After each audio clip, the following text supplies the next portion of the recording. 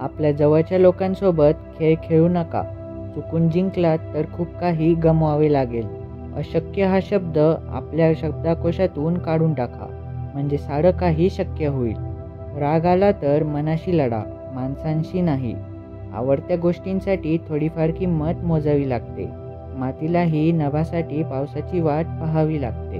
लक्षात ठेवा, जीवनात व्यस्त इतके राहा की पश्चाताप, भीती, दुःख आणि द्वेषासाठी वेळच मिळाला नाही पाहिजे.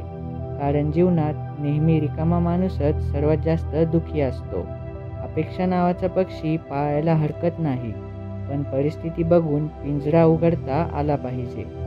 चांगलं वागणाऱ्याच्या नशिबी कायम मतलबी लोक लिहिलेले असतात.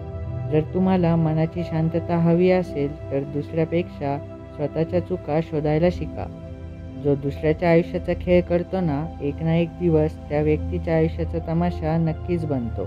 माणसं ओळखायची असतील तर फक्त एवढं बोलून बघा, मी अडचणीत आहे.